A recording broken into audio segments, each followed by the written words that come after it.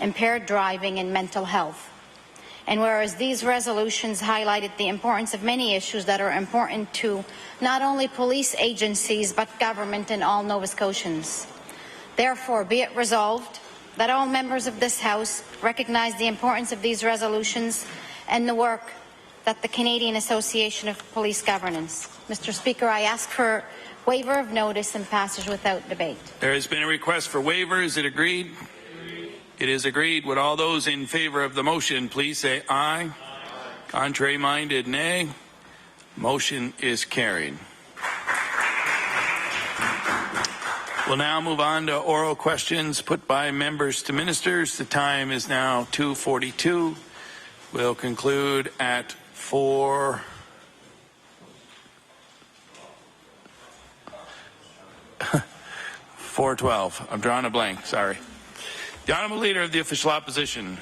Thank you, Mr. Speaker. Let me just say I know that we all feel like we're going through the motions today, and that's going to include question period, but the motions we're going through, by going through them, are making the point that this democracy, this country, this House of Assembly endures, and so I will lead off question period in that spirit. Mr. Speaker, yesterday at Law Amendments, one thing was made clear by the presenters, and that is that the government's bill to ban hydraulic fracturing does not have the support of either the industry that creates those jobs itself or even other communities.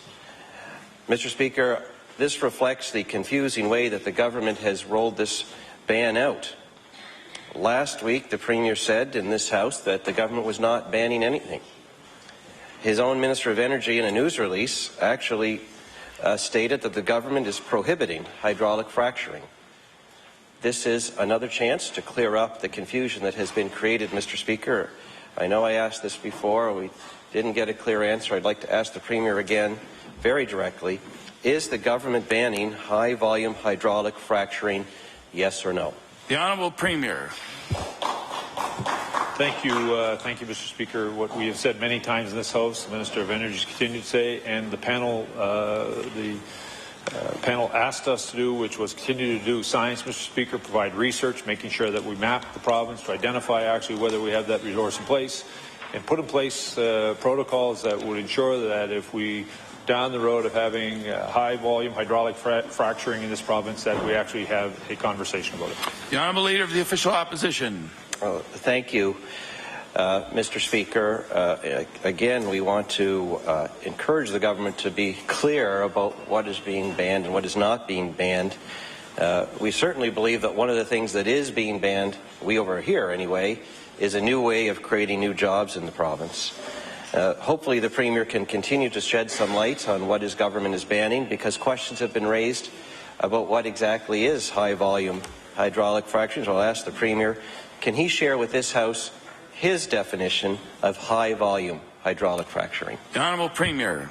Mr. Speaker, I believe yesterday the Minister of Energy continued to, that would be part of the conversation that goes forward, but it's been very clear that this province is open for business. We're very encouraged by the support that we receive from industries, Mr. Speaker, across all sectors. We're excited about providing research grants for university students to provide an opportunity for them to do that work right here in Nova Scotia. We're looking forward to making sure that we broaden the apprenticeship opportunities for young Nova Scotians, which will create jobs right here at home, Mr. Speaker.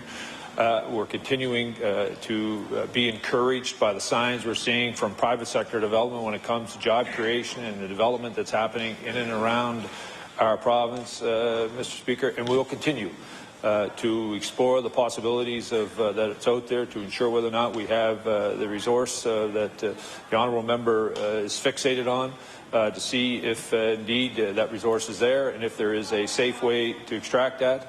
But, Mr. Speaker, I want to again remind all Nova Scotians with the investment by Shell and BP, the entire oil and gas sector, not only in this province or in this country, Mr. Speaker, but I've had the good fortune of travelling to Scotland as well as when I was in Asia, are excited about the possibilities of investing in this province and creating an opportunity for not only job growth here, but for investment on their part. The Honourable Leader of the Official Opposition on his final supplementary. Thank you, Mr. Speaker. I would like to say through you, sir, gently today that this party will never apologize for being fixated on new ways to create new jobs for Nova Scotians. Mr. Speaker, the Wheeler Report recommendations were very clear. They said to go slow, but definitely to go. The Premier says that the government is saying they're open for business, but that's not what people who actually want to create jobs are hearing. Mr. Speaker, in law amendments yesterday, Barbara Pike of the Maritimes Energy Association told our Law Amendments Committee that existing regulations can control and protect onshore gas development if they were allowed to proceed. And of course, I would even add that existing regulations can be strengthened as needed.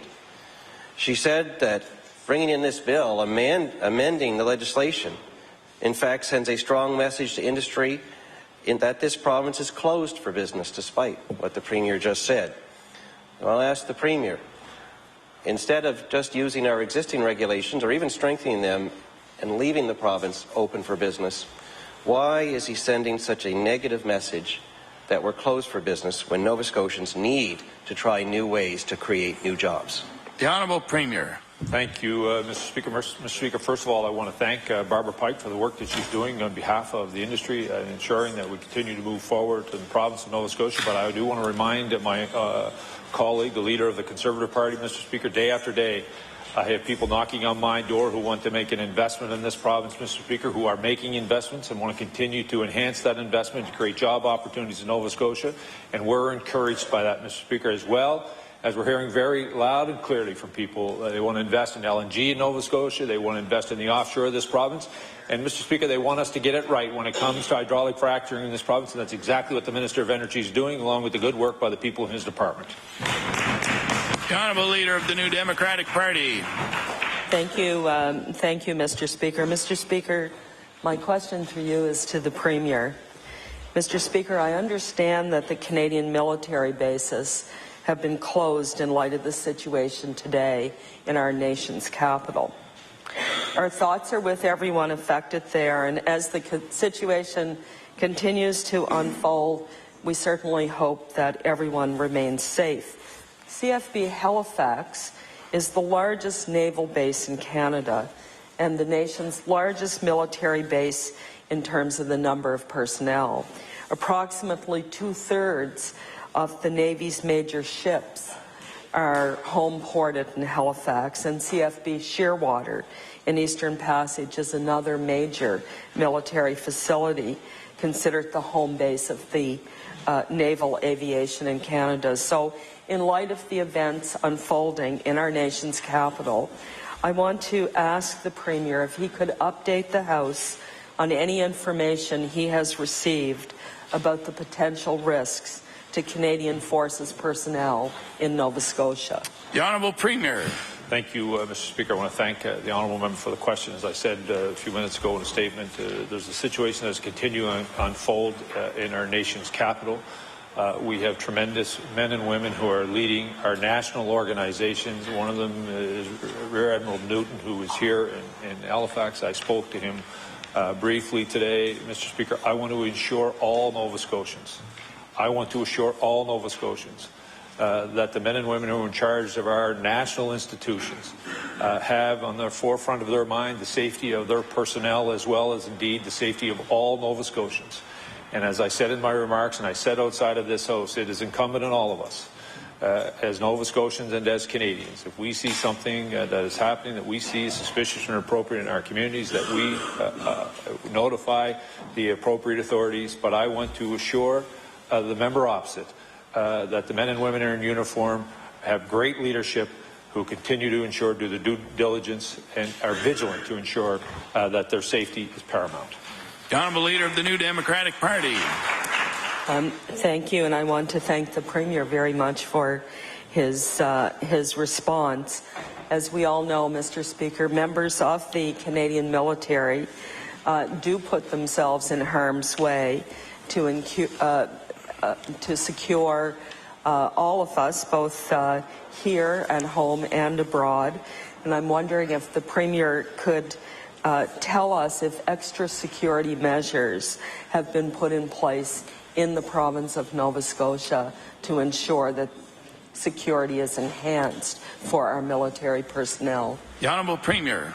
Thank you, Mr. Speaker. I want to thank the honourable member for the question. But, Mr. Speaker, that security level, threat level, as you will, has been determined at the national level across all of our collective institutions. Again, I want to say to you that it is the men and women who are in charge of those national institutions that are making that assessment and determination on what the appropriate level of response is. But I want to say to all Nova Scotians, we have a collective responsibility to ensure that we are vigilant and making sure that the safety not only of the men and women in uniform, but indeed all Nova Scotians and Canadian citizens is paramount. The Honourable Leader of the New Democratic Party on her final supplementary. The Honourable Leader of the Official Opposition. Thank you, Mr. Speaker. I want to thank the Leader of the NDP for that question and the Premier for his answers. Mr. Speaker, we learned today that Halifax fell from 17th to 38th place on the Canadian Federation of Independent Business list of places to do business in this country. That fall from 17th to 38th out of 40 happened all in the past year, Mr. Speaker. And Ted Mallett, the CFIB's chief economist, says that the downward slide in confidence was noted not just in Halifax but province-wide. Mr. Speaker, the CFIB is the voice of thousands of Nova Scotia's small businesses.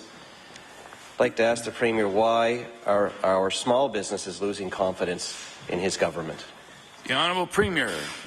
Mr. Speaker, while I appreciate the work of the CFIB, as I travel this province, men and women who are investing in their businesses in this province are talking about great confidence in the direction this government has taken in terms of ensuring,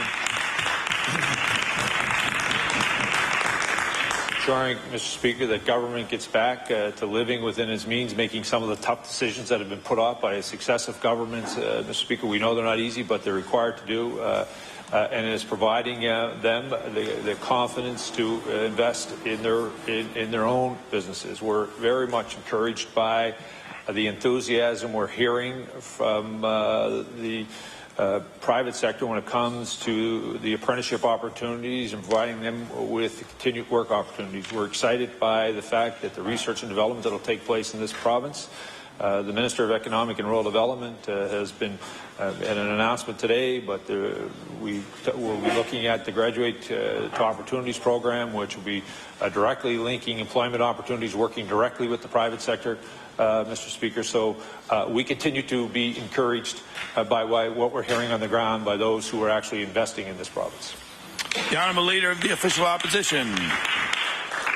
Mr. Speaker, I'm sure that our small businesses appreciate the Premier's thanks, but they are still waiting to see this government actually lead by example and live within its means. Mr. Speaker, the Ivany Report's fourth goal was to generate 4,200 new business startups per year. The report today shows that we're getting further and further behind from ever reaching that goal, Mr. Speaker. Nova Scotia's small businesses really want to know, when will the Premier take real action to regain their confidence instead of just study and review issues that are important to them? The Honourable Premier. Mr. Speaker, I think I'm sure members of this House, indeed a lot of Nova Scotians read the Ivany Report. There were a couple of those goals that were directly related to government, Mr. Speaker. There were a number that were related to the private sector. There was some level of responsibility in some of our public institutions. We've been very encouraged by the work that by the word we received early on in terms of research and development and investing in some of the infrastructure that will be required to drive private sector development, Mr. Speaker. And I want to go back to what I have said many times in this House. It will be the private sector that creates the jobs in this province. It'll be our government that works side by side with them, providing them with the infrastructure to help them make that investment, but it will be the private sector making that investment to create the jobs in Nova Scotia. The Honourable Leader of the Official Opposition on his final supplementary. Well, Mr. Speaker, I will say that, of course, the private sector is the one that creates the jobs, but they still look to their government for leadership, and banning new ways to create new jobs in this province is not leadership, Mr. Speaker. It is the opposite. Having said that, Mr. Speaker, the government does have a tax and regulatory review underway. Nova Scotia's small businesses have been very clear year after year that the biggest issues they face are the tax burden that they pay and the regulatory burden that they have compared to other provinces. I'd like to give the Premier a chance to assure Nova Scotia small businesses that when that tax and regulatory review reports back, that it will actually contain meaningful tax relief and regulatory relief for them, and not just a reshuffling of the old cards. The Honourable Premier. Thank you. First of all, I want to say that I don't know what will be in that report. The person who's doing the report will present it to all Nova Scotians, to the government at the time. But I do want to assure the member opposite that one of the first things that our government did was work with our sister provinces to harmonize the apprenticeship opportunities, to tear down some of the regulatory pieces that were involved in that. And I do want to recognize a member from Kiveton Centre who was at the beginning of that work, and we continue to go forward. We're continuing to recognize there are barriers that need to be brought down across the entire sector of government to deliver services to the people of this province. We're excitedly waiting for the report when it comes forward. But I do want to say to the leader of the Conservative Party and all members of this House that one of the things that we've heard loud and clear from Nova Scotians is they want to ensure that the public institutions, like public education, public health care, ensuring most vulnerable citizens of this province are being looked after, Mr. Speaker. They want a balance, and Mr. Speaker, and that's what this government is going to provide them. The Honourable House Leader for the Official Opposition. Thank you very much, Mr. Speaker. Today, Public Accounts, my colleague from Pictou East, asked the Deputy Minister of Health about the inexcusable oversights of the alternative payment plans. The Auditor General report has identified several concerns with these plans. One example is an audit on a group of alternative payment plan physicians where the results were very negative. This was reported to the department in September of 2013, but as of January 2014, no action has been taken yet, and I'll table that. So my question to the Minister of Health, what action has the Minister's Department taken to address the findings that there are serious issues with certain alternative payment plans?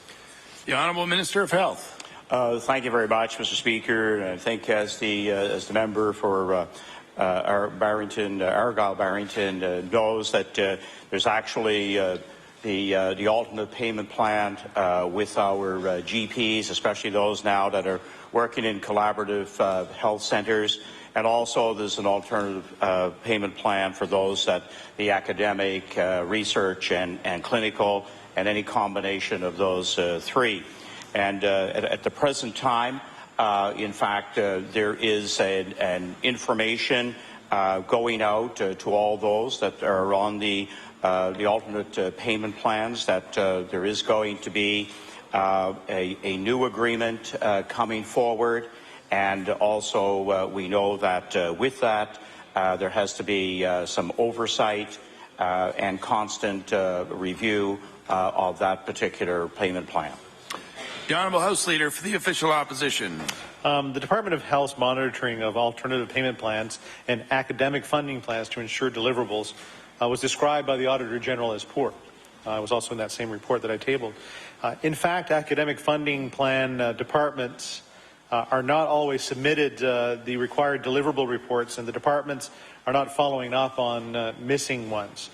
With findings like that, could the Minister please confirm that his department will address these concerns and ensure that Nova Scotians will receive the best value for their money spent on health care? The Honourable Minister of Health. Thank you very much, Mr. Speaker. And I know this particular payment plan, whether it's the academic payment plan or the alternate payment plan for GPs, is relatively new. And because of that, we know that when the Auditor General did his review, there were indeed some areas that need to have a greater regulatory process, a greater way of having them monitored to make sure that we are getting value for every dollar. We know at the same time that these plans allow for some unique work to go on in our province when you combine clinical research and teaching. However, we do need to make sure that good oversight and that the department is actually on its way as a result of the Auditor General's report. The Honourable House Leader for the Official Opposition on his final supplementary. Thank you very much, Mr. Speaker. The Auditor General report detailed that the department has, quote, persistently allowed operators to continue without current contracts. This should not be considered acceptable by this government, as it opens up our health system to inefficiencies, harming health care outcomes. In fact, 13 academic funding plans expired before March 31st, 2013. And the department has not renegotiated new agreements despite Cabinet approving more money. So my final question to the Minister, will the Minister explain why the department allowed for operators to continue without current contracts? The Honourable Minister of Health. Thank you very much, Mr. Speaker. And again, this speaks to the fact of having a provincial plan and the need for consistency, and to get all of these plans now under one start date is where our department is heading towards, and those negotiations are now underway. The Honourable Member for Sackville-Cobequid. Thank you, Mr. Speaker. My question today is for the Minister of Health. In the last 12 months, the Liberal government has not opened a single collaborative emergency centre, nor have they announced any new primary care centres, Mr. Speaker. Primary care centres allows doctors to practice for a variety of healthcare providers, including nurse practitioners, nurses, social workers, allowing patients to get better care sooner, Mr. Speaker. So I'd like to ask the Minister, why has the Minister allowed himself to be distracted by the District Health Authority's amalgamation, instead of continuing to improve frontline health care by opening more collaborative emergency centres and collaborative practices, Mr. Speaker? The Honourable Minister of Health. Thank you very much, Mr. Speaker, and I do agree, and our department agrees, that the CEC model is a very, very valuable part of primary health care. It will continue to expand in our province, and as the Minister knows, any project, like when they develop the CECs, is only one small part of the work of the Minister, and we have had, in fact, a number of key initiatives that are well underway. And Mary Jane Hampton's report, the first draft is now into the department. Final draft is expected within a week. And once that's in place, I can assure the member opposite that there will be new CECs in the future. The Honourable Member for Sackville-Cobequid. Thank you, Mr. Speaker. And I hope the Minister recognizes that a year of inaction really hurts the healthcare delivery and services here in the province. During the last election, Mr. Speaker, the Liberals promised a doctor for every Nova Scotian this year. Today, in public accounts, the Deputy Minister told us this commitment is really not doable, and it will be an ongoing work in progress, Mr. Speaker. So my question to the Minister, will the Minister now admit that this is another promise that he won't be able to keep? The Honourable Minister of Health. Thank you very much, Mr. Speaker, and pleased to say that all we need to do is look at one community alone. That's a little bit of a microcosm of the work that we're doing, and that's Digby. Digby went 10 to 15 years without doctors. We now have 3 new doctors, with a 4th that is coming in place. Underserviced area like Hansport and Windsor has a CAP doctor now that's making a long-term commitment. And with our tuition relief, we will meet our goal. And as our campaign promised, it was over the course of our mandate, not the first year. The Honourable Member for Sackville-Cobequid on his final supplementary. I wish I had thank you, Mr. Speaker. I wish I had a copy of the commitment, because I remember seeing a check on year 1, Mr. Speaker. And it's great that the Minister was able to continue to work on those new doctors in Digby, because it was an announcement that I made, one of the last few announcements, Mr. Speaker, as Minister of Health. And there's a lot of work that's been done in Digby. Thank you very much. No claps from that side. But, Mr. Speaker, in public accounts today, thank you very much. Thank you very much. In public accounts today, Mr. Speaker, when the Deputy Minister of Health was questioned about the financial impact of the amalgamation of the boards, he was unwilling to provide any specific numbers. We know, Mr. Speaker, that the commitment the commitment that the Liberals made that they would see $13 million savings from the amalgamation will not be achievable. So now we are over a year since the government has taken over, Mr. Speaker. Can the Minister estimate estimate the cost of the District Health Authority amalgamation for all Nova Scotians? The Honourable Minister of Health. Thank you very much, Mr. Speaker. I know there will be savings in the first year when the new streamlined structure comes into place on April 1st. We know that the saving will be a minimum of 5.5. We don't know who will be those selected to be part of the operational board at this time. But what I can tell the member and all Nova Scotians is that when this new structure comes into place and as we transform healthcare over the next number of years, we will have the most integrated, the most efficient, and the most cost-effective healthcare system. The Honourable Leader of the New Democratic Party. Thank you, Mr. Speaker. Mr. Speaker, my question through you is to the Premier. Mr. Speaker, in pursuit of meaningful employment, nearly half of young Nova Scotians take out student loans to access post-secondary education. We know on average Nova Scotian graduates carry the highest student debt load in the country, and the elimination of the graduate retention rebate, which was worth approximately $50 million this year, coupled with the high cost of childcare, is squeezing many young families. So my question through you, Mr. Speaker, what steps is the Premier taking to ensure young Nova Scotian families don't have to choose between paying off their student loans and paying for childcare? The Honourable Premier. Thank you, Mr. Speaker. I want to thank the honourable member for the question. We're going to continue to invest in good job opportunities for those students she's referring to, Mr. Speaker. We've invested in research opportunities that will provide them with an opportunity to create employment right here in our province. Mr. Speaker, we're going to continue to invest in graduate opportunities where we work with the private sector, who are actually the job creators in this province, to support them in providing new opportunities for new hires, Mr. Speaker, in this province. And we're going to continue to ensure that as we move this province forward, it is sustainable in the long run. The Honourable Leader of the New Democratic Party. Thank you very much, Mr. Speaker. Well, one such young Nova Scotian family have been in contact with my office, Bob and Jessica Parker. They both attended post-secondary institutions with the help of student loans. And after securing jobs, they were very excited to be able to start a family. But now they're trying to manage the childcare payments on top of student loan payments.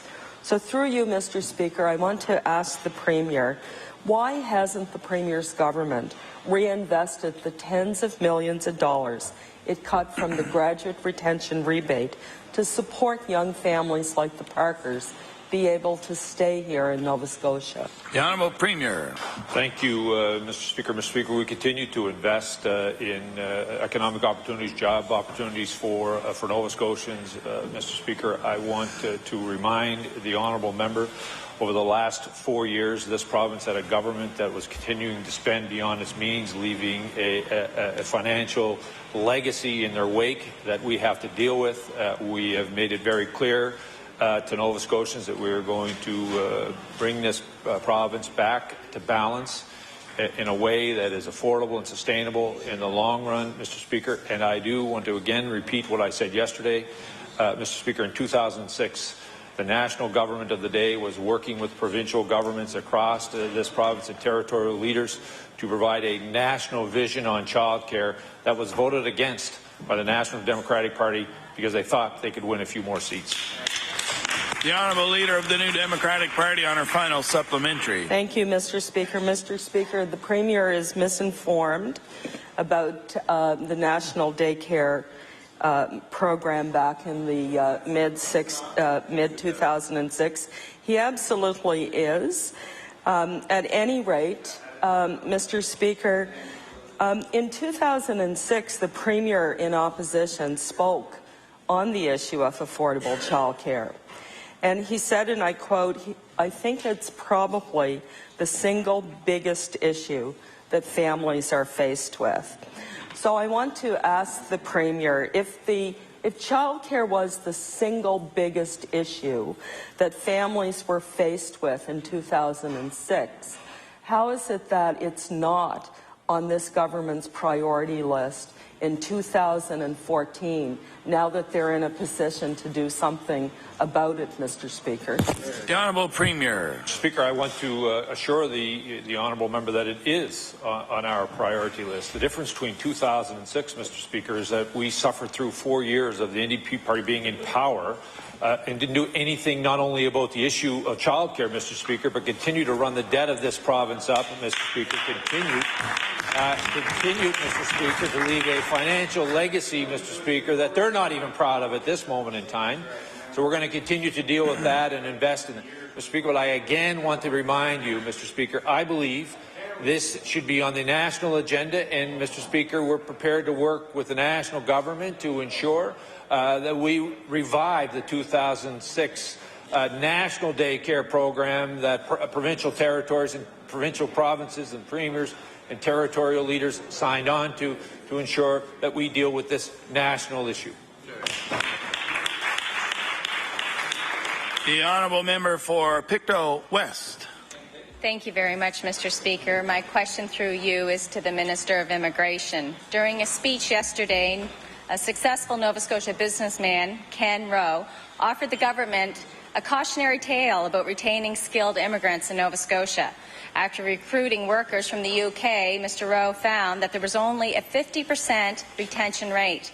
This is not surprising, given that so many Nova Scotia skilled workers are moving out west. With no jobs plan in sight, what is the Minister of Immigration doing to ensure the skilled, tax-paying immigrants who come to Nova Scotia find meaningful work and allows them to stay in this province? Honourable Minister of Immigration. Thank you very much, Mr. Speaker. And I really want to thank the member opposite for the first immigration question of the season. Indeed, immigration is a very, very important issue in this province, and it's one that my government has taken very seriously since coming into office. I, as the minister, have been doing quite a bit, and so I'm not sure how much time you'd like, but I would definitely, be able to give you a few hours of that.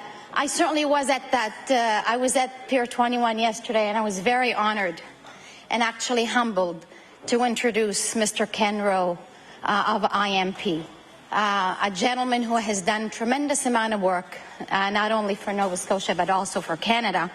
And with me were a few of my MLA colleagues, as well as about 200 to 300 people. So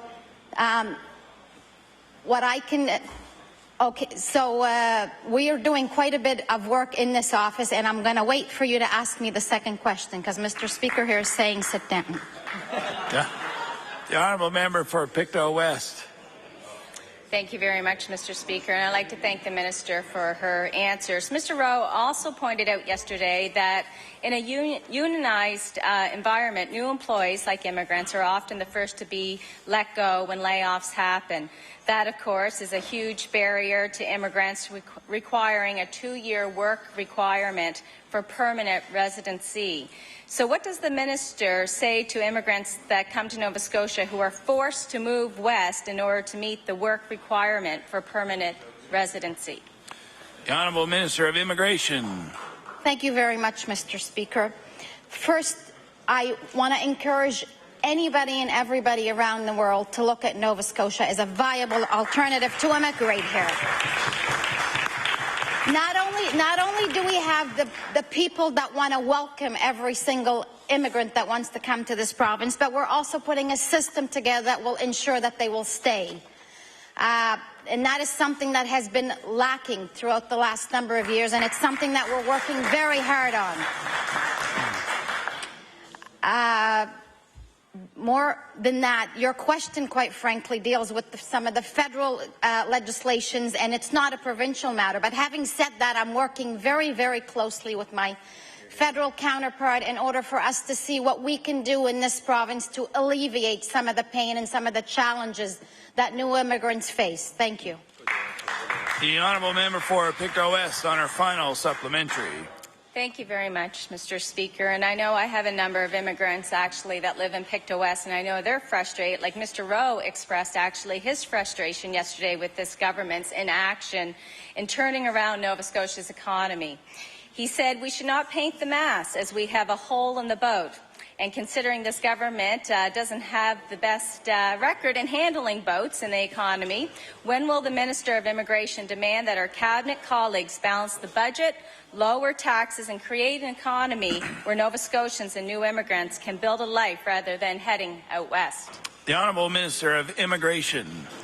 Thank you very much, Mr. Speaker. For the record, let me set it straight. I was there yesterday. Mr. Rowe, in fact, said that he was pleased with how this province...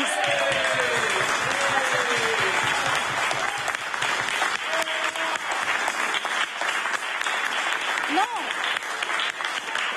Very true. He was very pleased with how this province and how this government is moving to on the immigration front, and how we are dealing with not only bringing immigrants, but actually attracting them. And you're talking to an individual here that is an immigrant herself and has lived and been an immigrant and knows the system. So any of your constituents that have any issues, I'd be happy to have somebody help you and help them through the system as best as we can. Thank you. Order, please. I just want to remind the Honourable Minister not to refer directly to the members opposite in her impassioned comments. The Honourable Member for Sackville-Cobequid. Thank you, Mr. Speaker. My question through you to the Minister of Health. Mr. Speaker, a story by Hilary Beaumont published in the Coast recently highlighted the need for trauma-informed services in our emergency rooms. This is not a new issue, Mr. Speaker. The story of Rhea Parsons and her experience at the IWK Hospital sparked a review of the child and adolescent mental health and addiction services in Capital Health. When this report was delivered, Mr. Speaker, in 2013 in December, the Minister accepted all 14 recommendations, and I'll table that, Mr. Speaker. So through you to the Minister, what recommendations, if any, are left to be implemented? The Honourable Minister of Health. Thank you very much, Mr. Speaker. And the member opposite is exactly right. This was a very succinct report that gave us a sense of what was taking place in the province, what was also needed, and he is right that the trauma-informed care is the centerpiece of the plan, and we know that in the new Garand Centre at the IWK, that practice, in fact, is very much now in use. The Honourable Member for Sackville-Cobequid. Thank you, Mr. Speaker. In a recent survey, the Community Foundation of Nova Scotia found about 1 in 5 Nova Scotia high school students in 2012 had seriously considered suicide, and nearly 1 in 10 have attempted it, Mr. Speaker. Really sad numbers. One of the recommendations of the IWK report was to increase the number of child and adolescent psychiatrists in the province, which, Mr. Speaker, the Minister vowed to do, and I'll table that also, Mr. Speaker. So my question through you to the Minister, have any of the additional child and adolescent psychiatrists been hired in the province to date? The Honourable Minister of Health.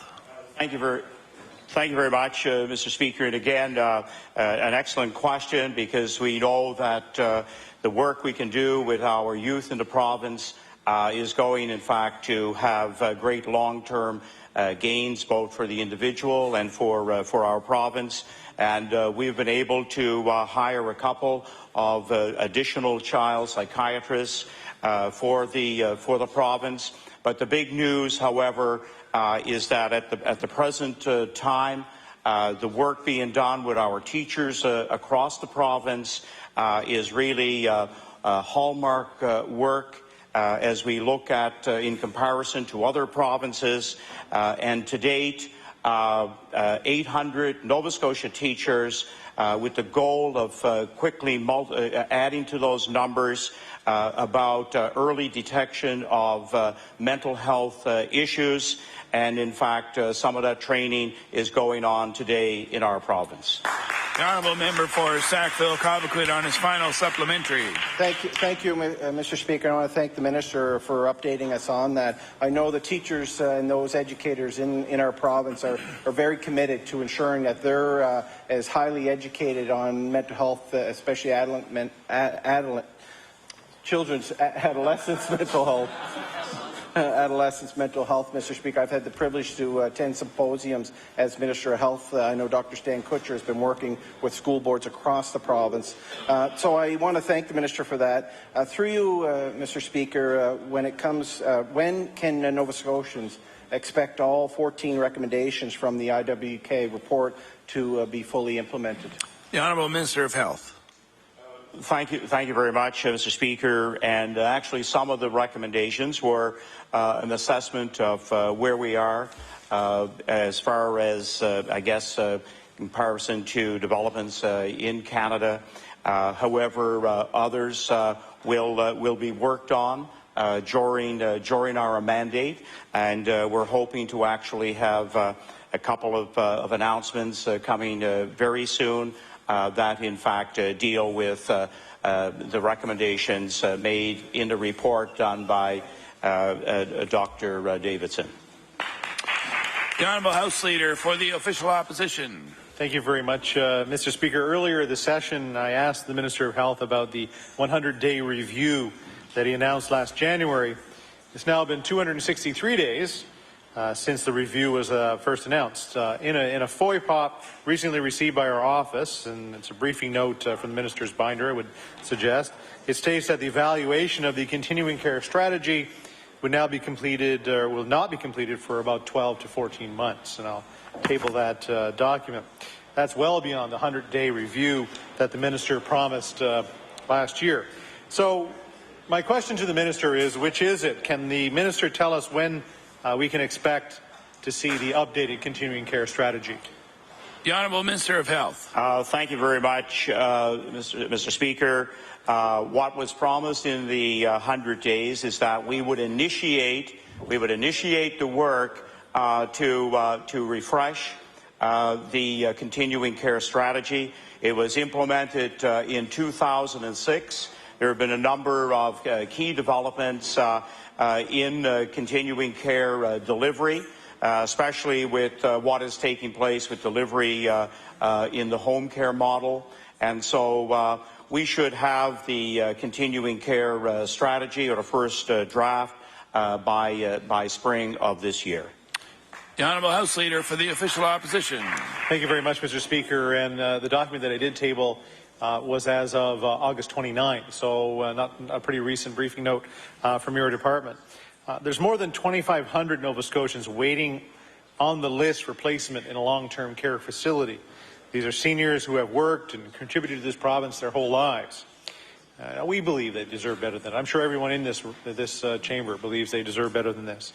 The Minister should not tell families it'll be 100 days until a new plan is designed, when it's actually be more than a year. What can the Minister say to families who have a loved one who's on the wait list for a nursing bed? The Honourable Minister of Health. Thank you very much, Mr. Speaker. One of the areas in terms of people on the waiting list that is of enormous concern to myself as Minister and to our department is that in this year, 2014, we are running at over 30% of those on that list of 2,440 people that, in fact, when they were called, they refused their first notification to enter a nursing home. We obviously have to correct some of that current process that we are using, but we know that there are a number on that list who do need nursing home care. They're getting to be very frail seniors, and also we have those who are in hospital who need to move through the acute care facility as well.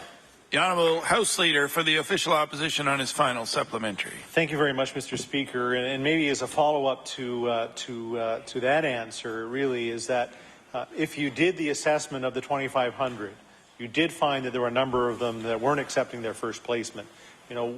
What would be the reasonable number today? Is it less than the 2,500? Is it 2,000? I mean, there's still a lot of people waiting for long-term care placement. So I was wondering if the minister could maybe update or commit to update at some point during the session of what the real number of Nova Scotians waiting for long-term care placement in this province actually is. The Honourable Minister of Health. Thank you very much, Mr. Speaker. And I think having that very accurate number that give a true assessment of those that are literally needing care at the moment is an important evaluation to have.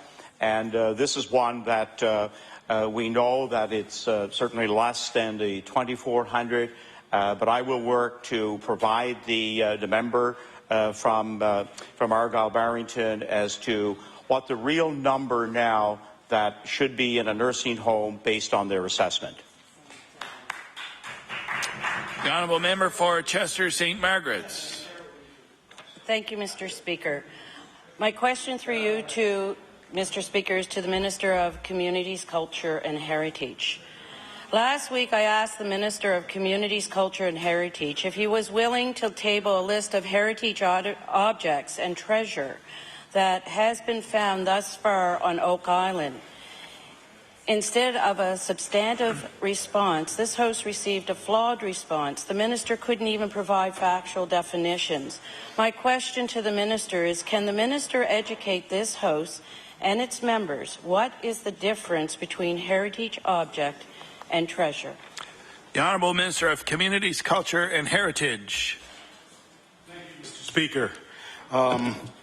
To answer my colleague's question, treasure is any item that has been altered by man. Any precious stone, metal, any objects of that type that have been altered by man is considered a treasure under the Oak Island Treasure Act.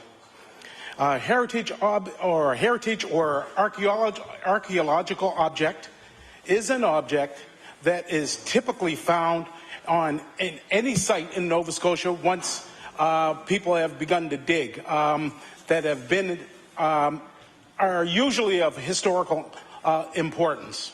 Thank you. The Honourable Member for Chester St. Margaret's. I would like to thank the Minister for his answer, because that shows and proves that if an object such as the menorah was found and it was made of metal and one of the oldest Jewish faith symbols were found on Oak Island, then it could be taken from the province and belong to the treasure hunters. And if it was a Shakespearean goblet, it would be the same. My second question, Mr. Speaker, is through you to the Minister of Natural Resources. The Oak Island Treasure Act does not state that any process must be followed by a licensee holder to protect any heritage objects that may be recovered during explorations for treasure. So my question to the Minister is, what, if any, are the proper protocols or procedures a licensee must take when a heritage object is discovered from Oak Island to ensure preservation? The Honourable Minister of Natural Resources. Thank you very much, Mr. Speaker. According to the law of the land in Nova Scotia, according to the license that we've signed with the licensee, any object that is found of historical significance to the province needs to be delivered to the province after we're informed of it, and it will be assessed by our experts to deem its value to the province, Mr. Speaker. Thank you. The Honourable Member for Chester St. Margaret's on her final supplementary. Thank you for the answer. And as the Minister knows, it would be assessed at its value, but it would be considered, once again, if it was the menorah made out of metal, it would be considered a treasure, and the permit allows that to be removed from the province of Nova Scotia. So my question, Mr. Speaker, I'd like to mention that last week I informed the Minister of Natural Resources that his fellow Minister of Communities, Culture and Heritage signed a letter that I tabled, which stated a recommendation by the Minister to the licensee holders to have an archaeologist to be present during their further explorations of Oak Island. This was because of the discovery of heritage objects by the licensee holders who voluntarily produced these items to the Department of Communities, Culture and Heritage. So my question through you, Mr. Speaker, is will the Minister of Natural Resources amend the Oak Island Treasure Act to ensure that anything that is recovered on Oak Island is monitored by an archaeologist and remains preserved until the Department of Communities, Culture and Heritage has a chance to determine if it is historically valuable to the culture and heritage of Nova Scotia? The Honourable Minister of Natural Resources. Thank you very much, Mr. Speaker. When we enter into a licensing agreement with someone who's coming in and supporting a community economically that is doing things that are bringing positive attention to the province of Nova Scotia, we do that with the assumption that they're following the rule of law, Mr. Speaker. In this particular case, these licensee holders have been doing that. They've been cooperating with the province and acting in great fairness with what they're doing. And Mr. Speaker, if there's anything that is happening that shouldn't be, they're obviously filming this, so it'll be captured on film and we'll see it later on. The Honourable Member for Kings North. Mr. Speaker, my question is for the Minister of Energy. Mr. Speaker, the Minister plans to ban high-volume hydraulic fracturing in the province. The Minister and his government must have had an approximate definition of this, what this would be when they made this announcement, whether it is a measurement of pressure, water use, quantity of natural gas produced, or quantity of chemicals used in the fracturing fluid. I assume the Minister has reviewed the definition of this term in other jurisdictions. Mr. Speaker, my question for the Minister is this. Could the Minister detail what jurisdictions the Department of Energy has reviewed when forming an idea of what high-volume hydraulic fracturing means? The Honourable Minister of Energy. Thank you, Mr. Speaker. I'm happy to answer the question. In fact, he could have asked his own party leader who stood at the press conference when I answered this very question, right across in the Red Room. In fact, we looked at, I did actually answer it. We looked at, I'll just name I'll name some of them. It's fairly widely used term, but New York, New Brunswick, Newfoundland, Quebec, Alberta also uses the definition. Oklahoma uses the definition. Texas uses the definition. Pennsylvania uses the definition, and we've actually met with West Virginia as well as using a definition. So, Mr. Speaker, the member just asked for which jurisdictions we were looking at. That's just some of the ones that we've been looking at. The Honourable Member for Kings North. Thank you, Mr. Speaker, for that answer from the Minister. Mr. Speaker, the reason I ask this is because it raises the question as to whether or not there is such a thing as low-volume hydraulic fracturing. Mr. Speaker, it appears that no one is happy with this legislation, that the industry is criticizing the ban, and environmental groups are aware that there is a possibility of medium or low-volume hydraulic fracturing. Mr. Speaker, my question to the Minister is, if the regulations are to ban high-volume hydraulic fracturing, will it permit other forms of hydraulic fracturing for unconventional natural gas in Nova Scotia? The Honourable Minister of Energy. Mr. Speaker, I'm not terribly sure what's so confusing. I'm going to quote from the press release of April 16th, 2012, and I have said since in fact, I was on CBC News 3 hours after I was sworn in as the Minister, and I was asked whether anything we would consider would go beyond the moratorium that had been put in place by the previous government. I said it would not, and I will quote from their release at the time, which explained it. It says, hydraulic fracturing is a technique used to extract gas and oil from shale using pressure, chemicals, and large volumes of water that has been controversial in Nova Scotia, blah, blah, blah, and it goes on to other things. But, Mr. Speaker, it talks about the formations, which it says shale. It talks about the fact that it is only the hydraulic fracturing using large volumes of water. That is the only moratorium that's been in place in this province. That is what this bill covers. That is what the moratorium's been in place, and I've been saying that since just hours after I was sworn in. Thank you, Mr. Speaker. The Honourable Member for Kings North on his final supplementary. Thank you, Mr. Speaker. Will the Minister then confirm that medium volume and low volume hydraulic fracturing will be permitted in the province? The Honourable Minister of Energy. Mr. Speaker,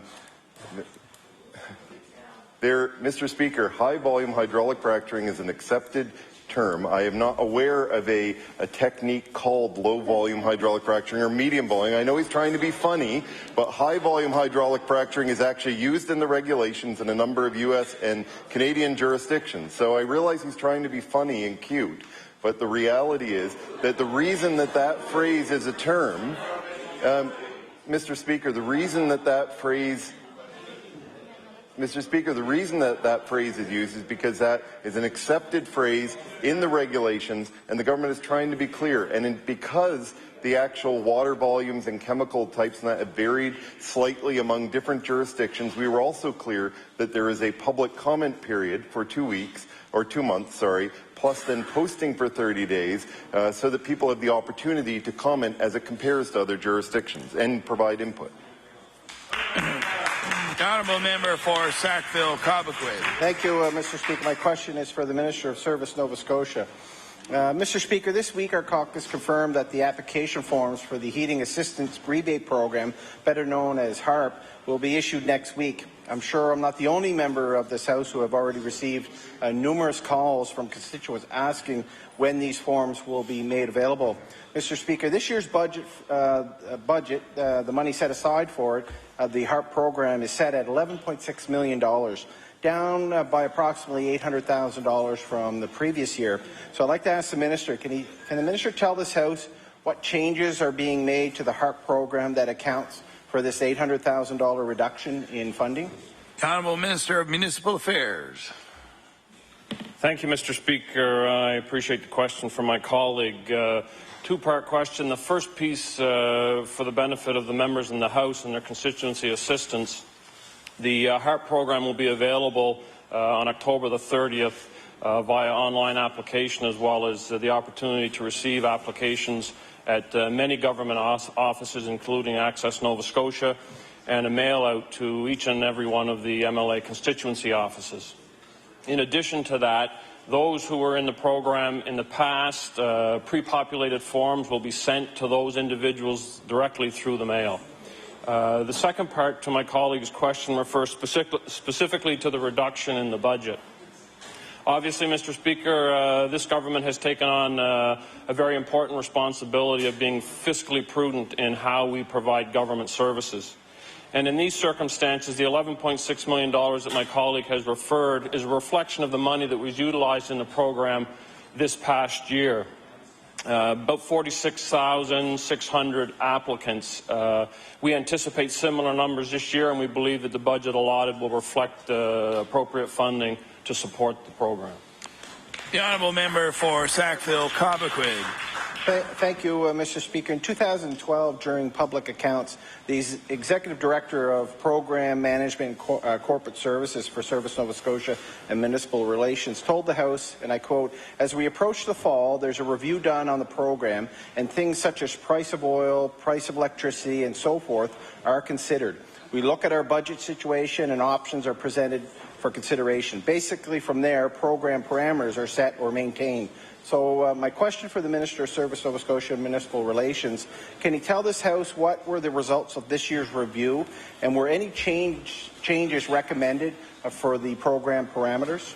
The Honourable Minister of Municipal Affairs. Thank you, Mr. Speaker. The program review was completed within the department. Other than the budget allotted for the program, there were no other changes made to the program. The program itself is designed to help those qualifying low-income Nova Scotians available to pay for any type of heat, and the funding available at this time remains at $200 per applicant. The honourable member for Sackville-Cobequid on his final supplementary. Mr. Speaker, this winter, people heating their homes with natural gas, wood pellets, and in particular firewood, are going to see a sharp increase in their energy costs, Mr. Speaker. Firewood, for example, we've seen increases over $20 a cord. So my question to the Minister of Service Nova Scotia and Municipal Relations, why won't the Minister consider adjusting the HARP program this winter to reflect the increased costs many low-income households are facing to heat their homes? The Honourable Minister of Municipal Affairs. Thank you, Mr. Speaker. Included in the review were the circumstances that my colleague has referenced, the increased price in fuel. There are multiple fuel options available to homeowners. They tend to choose the most efficient method of fuel source, and in these circumstances we believe the $200 allotted per applicant remains a reasonable amount. The honourable member for Inverness. Mr. Speaker, my question is for the Minister of Municipal Affairs. Nova Scotians are digesting the provincial municipal fiscal review. One of the recommendations was a requirement for rural municipalities to pay full cost recovery to transportation for roads covered under the service exchange. Can the Minister explain exactly how this might work? The Honourable Minister of Municipal Affairs. Thank you, Mr. Speaker. I thank my colleague for the question. The recommendation that my colleague has referenced is simply just that, a recommendation. The opportunity now is to go out to municipalities and stakeholders and to inquire of them and solicit from them the methods and opportunities to implement not only this recommendation, but any one of the 41 recommendations in the report. The Honourable Member for Inverness. Well, Mr. Speaker, if it is how I understand it to be, I'm actually concerned about this because I know in Inverness County we have about 2,000 kilometres of roads, and this would represent a major new expense for property owners in the area I represent. If this recommendation is accepted, would it not lead to property tax increases for people living in these rural municipalities? The Honourable Minister of Municipal Affairs.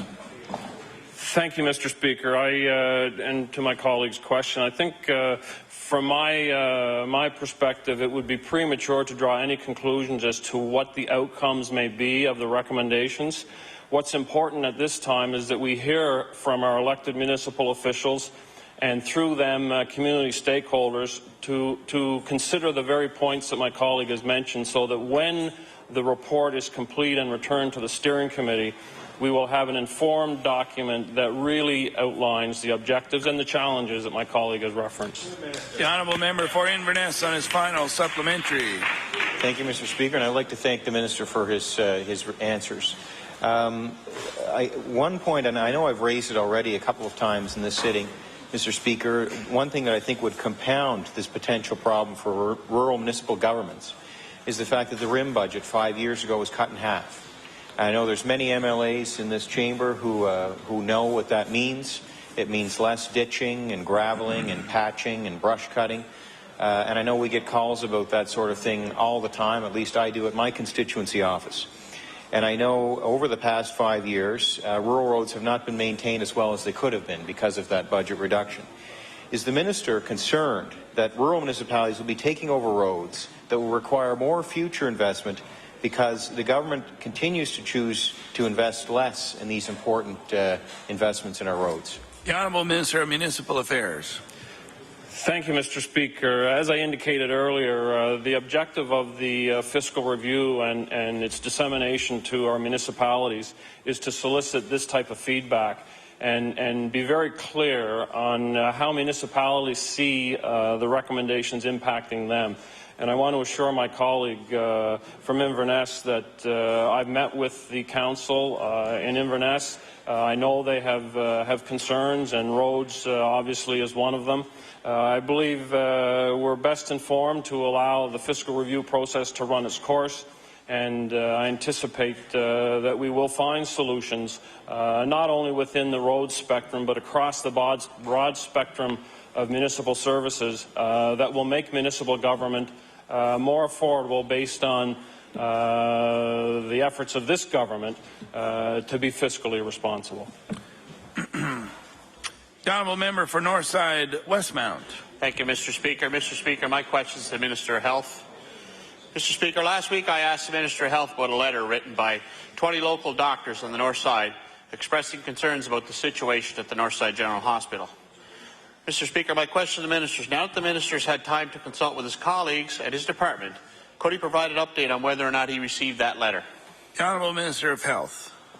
Thank you very much, Mr. Speaker, and I'm pleased to say that the department has received that letter, and an appropriate response will be going forward. The Honourable Member for Northside Westmount. Thank you, Mr. Speaker, and thank you, Minister, for that answer. While we believe that updating technology in our hospital is important, it is also important we do not overlook the concerns and challenges that face the frontline healthcare workers and what they highlight. So my question to the Minister is, will the Minister table his response to the letter written by the local doctors of the North Side? The Honourable Minister of Health. Thank you for the question, and Mr. Speaker, I don't see any reason why that can't be tabled in the House. It's information that is showing some of the concerns that are now very much in the minds of the clinical team at Northside General, and we will do that for the member. The Honourable Member for Northside Westmount on his final supplementary. Thank you, Mr. Minister. And last week, the Minister indicated that he would be travelling to Cape Breton to visit the Health Authority later on this fall. I believe it would be very beneficial to the people of the North Side if the Minister met with healthcare professionals while he was there and not simply the Healthcare Authority representatives. Mr. Speaker, many people in my area are nervous about the decline at the services and frequent closures of the Northside General. It is important that the Minister take these concerns from the community and professionals very seriously. Mr. Speaker, I'm getting a lot of calls from local residents about these issues as well. So my question to the Minister is, will the Minister commit to meeting with the frontline healthcare workers from the Northside General and the community when he visits Cape Breton following this House session? The Honourable Minister of Health. Thank you for the question, and Mr. Speaker, I can assure the member opposite, just like the provincial tour that I did, and where I've already met with some of the medical team that work at Northside. When we do go down to Cape Breton and review the Northside General's situation that they are facing, I'm prepared to meet with the Chief of Staff all the way to the kitchen staff. The Honourable Member for Hants West. Thank you, Mr. Speaker. My question through you will be to the Minister of Transportation and Infrastructure Renewal. As most members in this House and most Nova Scotians know, Mr. Speaker, the condition of our roads, we would all like to have more, and I'm sure that Minister would like to be able to give us more. But my question is with regards to when major work is done, reconstruction, generally we see our highways being pulverized, the recycled asphalt. I'm wondering, as part of the tendering process, Mr. Speaker, as part of the tendering process, is that allotment of recycled asphalt, or RAC as we know it, going with the contractor or being stockpiled at local DOT operation centres? The Honourable Minister of Transportation and Infrastructure Renewal. Thank you, Mr. Speaker, and I thank the Honourable Member for the question. It is being stockpiled. Part of the tendering process for those road builders are that we get access to the RAC. So we have about 200,000, give or take, tons of RAC stockpiled at this point. And basically we keep them at our depots that are closest to the respective capital jobs that are happening. So it's generally spread throughout the province at this point. So, but we do use it, and as the member would know, he's a big proponent of the RAC program and using it. We use it for shoulders. We mix it with the gravel content to strengthen up the gravel roads. And of course, we use it for hot patching. So it's one of those recycled pieces that provide a lot of distance and a lot of mileage for Nova Scotians. So it's a good question, and it's an important piece of our mix as we try to keep the roads in decent shape. Thank you. The Honourable Member for Hants West. Thank you, Mr. Speaker, and I thank the Minister for his answer, and he's correct. I am a big proponent of the use of the RAC material. It holds up well. People are generally happy with it on what used to be probably 25 or 30 years ago paved or constructed at that time with what was then recycled asphalt as well. So my final question actually to the Minister, Mr. Speaker, will be, would we see a policy change given that this holds up so well, some consideration for a policy change perhaps around more of this RAC material being put directly on gravel roads that are well built, that could sustain it and make quite a bit of difference given that it's probably becoming more difficult as the years go by to get some of these roads that probably won't see asphalt for a good many years to come. The Honourable Minister of Transportation. you, Mr. Speaker, and again I thank the member. Certainly a valid point for us. When we use the wreck, we put it in our asphalt mix, so it basically reduces the cost per mix by about 25%. So it adds tremendous value for the particular asphalt mix that we're working on at that time.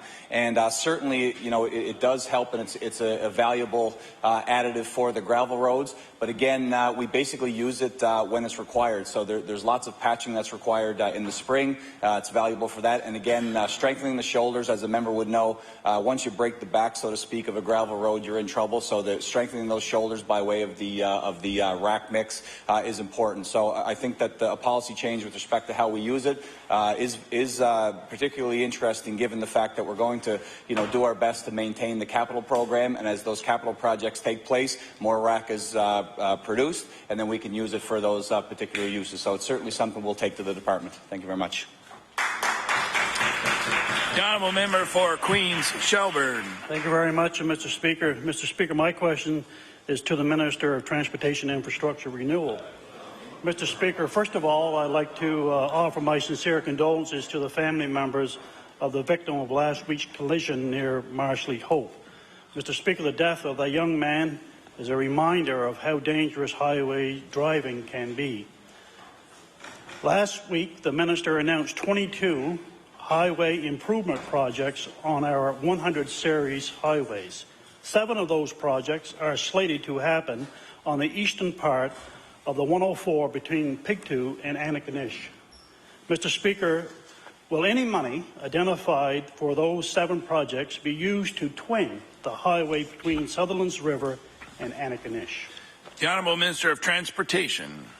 Thank you, Mr. Speaker. I'd like to thank the member for the question, and I'd certainly, on behalf of the government, join him in offering our condolences to the victim's family and friends. These are the tough times, certainly for our department. We do our very best to make those infrastructure improvements and enhance our roadways so people are safe, and accidents happen and fatalities happen. It's certainly a tough time, not only for the province, but for those individually impacted. So, again, our condolences. With respect to the $50 million announced jointly by our government in conjunction with the federal government, those projects are specifically for repaving of the 100 series highways. Obviously, there's a set schedule for that highway repaving. We do that as part of our capital plan. It's all engineering science that we use to resurface those roads. This particular roadway was not it's not part of any twinning component. For us, though, we've recently met with the Barneys River Fire Chief, Joe McDonald, who's been a tremendous advocate for that area. He's one of the first responders, himself and his crew. They're there on the scene on the 104 and have been for the last number of years, and he's certainly seen some tough things, and we take his opinion and his advice seriously. What we committed to when we met with Joe in the summer was a complete study of the corridor between Sutherland's River and Antigonish to see what changes we can make. There's a number of challenges there without question, but we're conducting that study. It'll begin in the next few weeks. It'll be completely finished in February, so we'll know exactly what kind of changes and measures we can take. And when that's the case, we'll certainly make that available to the public, and we're going to do our best to improve safety in that corridor. The Honourable Member for Queens Shelburne. Thank you. Thank you very much, Mr. Speaker. And we know how expensive and time-consuming twinning a highway can be, but the 14 highway deaths in the last 5 years between Sutherland's River and Antigonish is a call to action. And Mr. Speaker, if there are no plans to twin that stretch or the highway in the immediate future, can the Minister tell us what's planned to improve the safety of that stretch of road in the near future? The Honourable Minister of Transportation. Thank you for the question, Mr. Speaker. Again, the study that we're going to undertake is going to give us some of those answers with respect to how we manage this area. As the members from Pictou would know in particular, and myself driving that stretch with other MLAs twice per week, there's a number of challenges. It's not even as simple as a twinning. It requires a complete realignment because of the mountains, because of the water, because of the railway system that runs through there. There's a number of challenges with respect to that 104 corridor, and this safety study is going to give us an indication as where we go from here. We've committed to that for Joe and for the people who've been impacted in that area, and we're going to do our best to make it safer. Thank you. The Honourable Member for Queens Shelburne on his final supplementary. Thank you very much, Mr. Speaker. I want to thank the Minister for his answers, and I know the public interest is very keen on this particular question. Mr. Speaker, we know that there are many ways to improve highway safety in addition to twinning our major highways. Mr. Speaker, through you, of the $50 million announced last week for highway projects, how many of those dollars exactly will be spent on non-surface safety improvements like rumble strips, brush cutting, or highway dividers? The Honourable Minister of Transportation. Mr. Speaker, the $50 million that was announced last week is entirely for 100 series resurfacing. The brush cutting, all those other functions that we do are still part of the department. We have a significant budget because there's significant endeavours that we do to keep people safe. So all of those play a role in road safety. There's a number of factors that play a role in keeping people safe and getting them home alive. And we take that very seriously. With respect to the repaving, we have to do that. That's part of the schedule for the 100 series highway, Mr. Speaker, and that in turn saves lives. When our highways are safe and there's good paving there, it gets people home safely as well. So all of these are part of the mix. It's certainly a challenge, and we want to keep people safe, and we'll continue to make those investments on behalf of Nova Scotians to get them home alive. Thank you very much.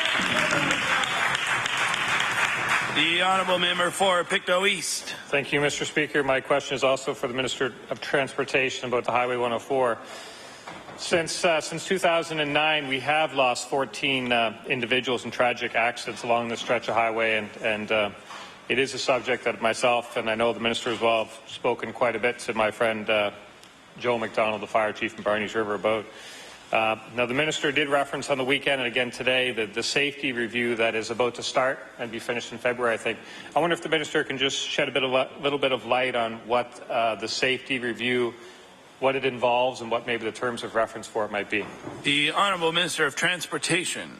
Thank you, Mr. Speaker, and thanks to the honourable member for that question. It essentially, and to sum it up, it involves everything. We have 3 engineer groups that are bidding on that specific contract, and what they've been mandated to do is go into that area from the entire Sutherlands River to Antigonish, basically the area identified by Joe and others in terms of the safety challenges and the accidents and collisions, and of course fatalities that have taken place in that corridor.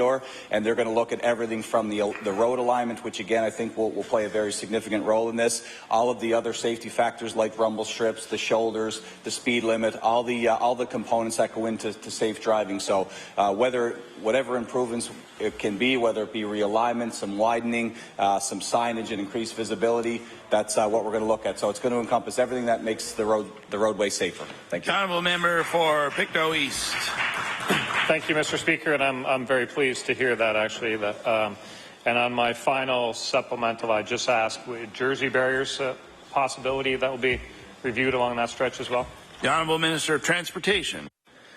Certainly, Mr. Speaker. I think that, as the member knows, Jersey barriers are great to reduce head-on collisions, which has been certainly a factor in the issues in the 104 corridor. So everything will be considered, and I'd be happy to, when that study is finally completed, I'd be happy to share it with the member. I know that he has constituents and many people in his region that would be interested. So, look, this is not a partisan issue. We're trying to keep people safe and keep them alive. So we're going to do our best to put that information out to Nova Scotians. Thank you.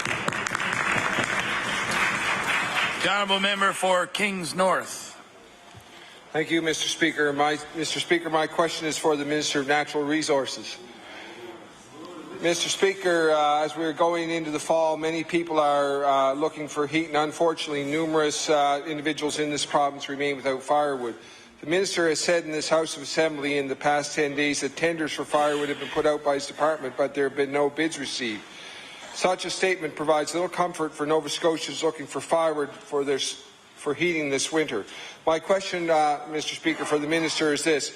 Will the Minister explain what other measures he has taken in the past 2 weeks in an attempt to ensure people will not be left out in the cold this winter and will have firewood? The Honourable Minister of Natural Resources. Thank you very much, Mr. Speaker, and I appreciate the question. Obviously, we've heard concerns from community members in various parts of the province around their ability to access affordable hardwood for firewood purposes.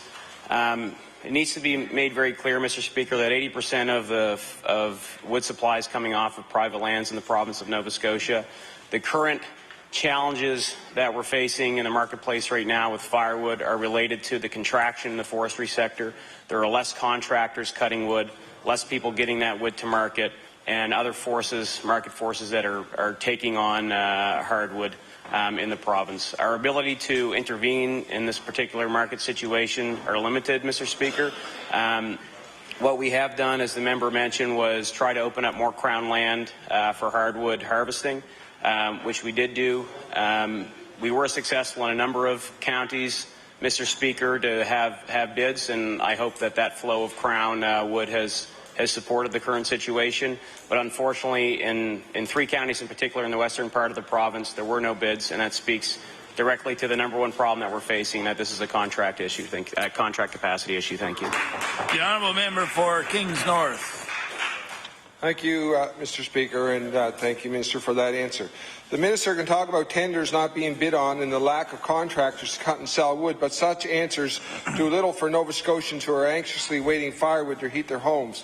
And we all know how expensive fuel oil and other sources of heat are.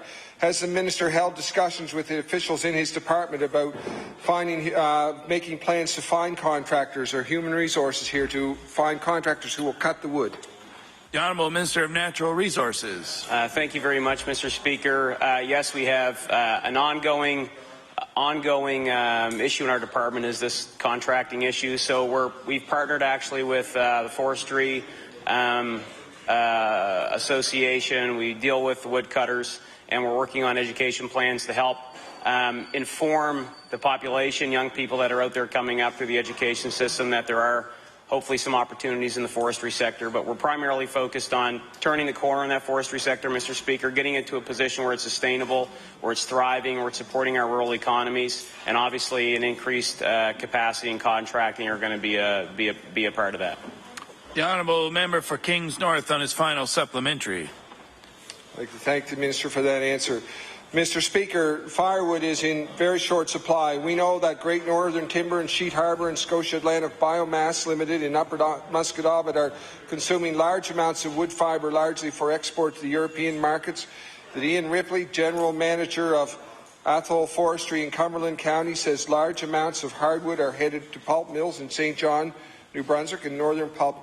So Mr. Speaker, this is my question. Access Nova Scotia has a list of at least 14 firewood vendors. Has the Minister spoken to his Service Nova Scotia counterpart to see if those firewood vendors might possibly be able to help with the present shortage? The Honourable Minister of Natural Resources. Thank you, Mr. Speaker. Our staff has reached out to almost every single player, I believe, in that particular sector. We're very open to ideas if there are other ways that government can be involved in improving the current market condition. I know this has been an issue that's been brought up by members of the opposition. I'd be happy to entertain any ideas or potential solutions that they might have, Mr. Speaker. The honourable member for Pictou Centre. Thank you, Mr. Speaker. Mr. Speaker, my question is for the Minister of Transportation and Infrastructure Renewal. Mr. Speaker, just recently a couple members from his department, a member from the company's office in Halifax, Cape Breton Central Nova Railroad, had an opportunity to look over the line going through the town of New Glasgow. And I appreciate the Minister for arranging that, that they had the opportunity to see that. And my question to the Minister is, does the Minister have any update to share with that particular day? The Honourable Minister of Transportation and Infrastructure Renewal. Thank you, Mr. Speaker. As the member knows, our department connected with Genesee, Wyoming, to do a tour of not only the Hopewell line, which is the mainland line around the New Glasgow area, as well as some of the specific concerns that were being shared by the town of Port Hawkesbury. There will be a formal report based on that trip. Certainly we'll make that available to the member who's been interested in this file. Just on site inspection, things were in compliance as we had indicated, and as was the suggestion based on the Transport Canada report of August. But certainly that's just a visual inspection. We'll wait for the real materials, and when they're available, we'll make them here for the House to take a look at. Thanks. The honourable member for Pictou Centre. Yeah, thank you, Mr. Speaker. Mr. Speaker, the rail lines through that particular area and in other areas of the province, and I've talked to a number of people that are aware of the condition of some of the rail lines with rotten ties, missing spikes, steel fragments off the edge of rails, and so on. My question to the Minister is the Minister considering taking any action to improve the state of our rail lines in the province? The Honourable Minister of Transportation and Infrastructure Renewal. Thank you, Mr. Speaker. You know, when the issues became very public about the New Glasgow corridor and the Hopewell line, we reached out to the municipality, both in New Glasgow as well as in Port Hawkesbury. We want to understand what the issues are, and there are 3 different levels of inspection and compliance with respect to the owner, the operator themselves, Transport Canada, and a completely independent audit of the line. So, from the compliance perspective, both lines that we have in the province, they do meet the regulations as identified by the Railway Act. However, for us, that wasn't enough. Given the realities of Lac-Mégantic and the tragedies that have taken place on some of our rail lines in this country, we want to make sure that we're leaving no stone unturned, Mr. Speaker. So the member had mentioned some specific areas. We checked them out. The town of Port Hawkesbury did the same. We took a look. At the end of the day, we can only react to the information we're getting. At this point, everything seems to be in compliance, but again, we're going to wait for that report. And if there's anything we can do to improve safety, we're going to do that for sure. So I appreciate the member's question, and if he has any information from experts, we'll take it and take it under advisement without question. Thank you. The Honourable Member for Pictou Centre. Well, thank you, Mr. Speaker, and I thank the Minister for that answer. Mr. Speaker, what worries me is with the compliance in the regulations that are in place that most people follow. Mr. Speaker, I think they should be strengthened. When we look at our rail system, in the Glasgow area itself this year, we had 3 derailments. One of them was on the very beginning of the downtown core of New Glasgow, where a couple cars fell off. We had another derailment out in West River, where some cars carrying propane and butane. And if you read the reports, Mr. Speaker, the two cars that exploded out in Saskatchewan carrying propane or butane, the chances for a disaster in downtown Glasgow are great, I think, because of where the rail is going through, Mr. Speaker. So my question to the Minister is, will the Minister consider improving the compliance level used by the inspection system? The Honourable Minister of Transportation and Infrastructure Renewal. Mr. Speaker, thank the member for that question. For the most part, Transport Canada sets those guidelines. For us, we're the regulator, so we enforce the Act, and we will continue to do that. Without question, when you see the derailments and on lines that are seemingly incompliant, it's a concern. So, again, any information that we have that we can strengthen the rail lines that we have in this province, certainly we're going to do that. And again, I think that once we have the report of the recent visit by our TIR officials with Genesee, Wyoming, we'll take all the recommendations under consideration, and again, it'll be for the public to share, and we can have that dialogue publicly. At the end of the day, we want to make our rail lines safer, and we'll do that to the best of our abilities. Thank you. Honourable House Leader for the Official Opposition. Merci beaucoup, Monsieur le Président. J'aimerais peut-être, sur la week-end, la Fédération acadienne de la Nouvelle-Écosse va prendre place leur Assemblée générale. Donc, peut-être que je pourrais demander la question au ministre des Affaires acadiens, qui pourra peut-être parler de ce qu'il veut présenter à la Fédération acadienne ce week-end. The Honourable Minister of Acadian Affairs. Merci beaucoup, Monsieur le Président. À la fin de semaine, la Fédération acadienne aura l'occasion de voir leur réunion annuelle. C'est toujours une occasion pour eux à partager avec nous, comme membres du gouvernement, quels sont les défis et quels sont les projets spécifiques que la Fédération veut faire adresser au nom du gouvernement. Je continue à travailler très proche avec la Fédération acadienne de Nouvelle-Écosse et les autres organismes de la communauté acadienne et j'attends de voir vraiment qu'est-ce que c'est les différents projets qu'ils voudront discuter à la fin de semaine. Merci. The Honourable House Leader for the Official Opposition.